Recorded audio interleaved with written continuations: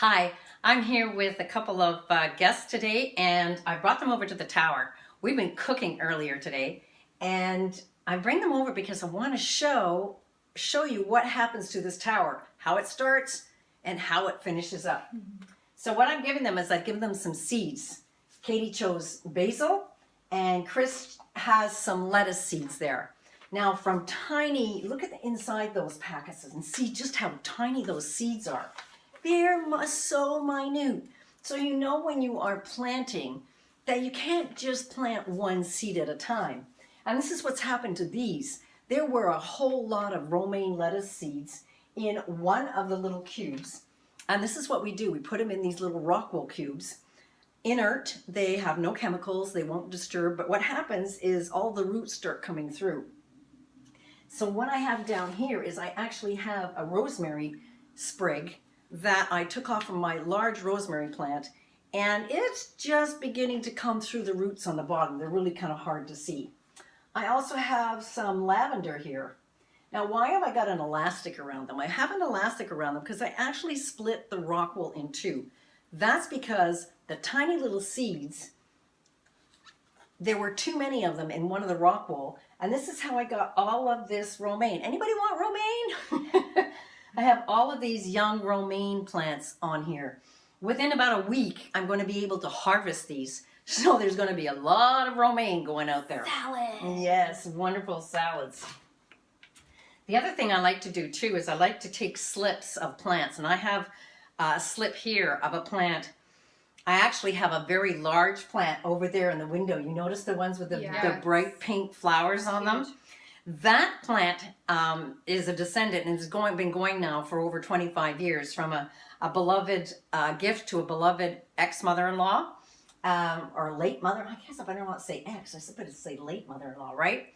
Late mother-in-law. And I've been slipping that for the last 25 years, starting it on the tower in these little Rockwool cubes and then transplanting off into a pot, making sure that I keep it moist, because after it's been used to growing in water, it wants to stay moist for a while. Now geraniums are something that you can put out in a nice planter outside.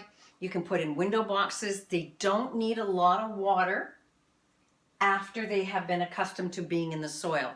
So this one, it's not blooming yet, but it's got the extra leaves down in the center, if you can see that there. And these will be put outside into planters and boxes for this summer.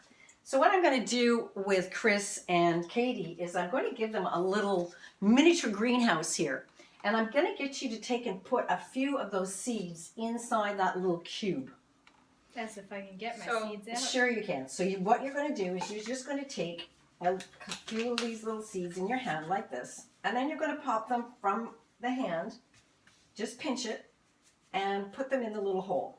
So is that enough? So you've got lots in there for sure, and you're going to have several different sprouts coming up there. Now it takes about a week to 10 days. Usually basil and lettuce are the fastest ones to grow. They're the ones that grow like crazy.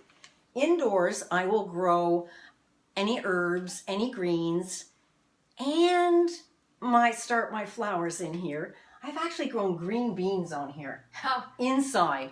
Some people grow peppers inside, but then I'll wait till I pop it outside on the other side of that patio door onto the balcony. And as an urban gardener, I will have so much attraction. People really notice that tower and they stop and they look. So it's growing up, it's aeroponic, it's on timers. I don't have to water it or weed it. Yeah. Yay! Much easier. I used to garden on 200 acres and this is a lot easier. So now that you have it in the little cube, the cube is dry. What are we missing? Water! Yeah, you got it. So what I'm going to do is I'm going to pour a little bit of I'm pouring a little bit of the solution over top to give it some moisture, but not enough to slop so they can take it home. So essentially just put enough in and then So when you get it home, you're going to want to have about this amount of water. So just at the bottom to keep this moist. Yep, to keep it moist. When you start to see that the little seedlings inside is starting to grow, when it gets to be this high, it can be transplanted. Okay? So as high as the cup. as high as the cup, it can be transplanted, but this can't dry out. You need to have just a small amount of water in the bottom. So would you say about a centimeter? Yeah, just where the ridge is. Okay, Good. quarter Yeah, inch or just centimeter. about a quarter inch or a centimeter, just to make sure that this stays. Now, what else do we need? Light. Light. Once it starts to germinate, the little roots will start to go into the rock wool, and it needs some warmth for the seedling to start making leaves.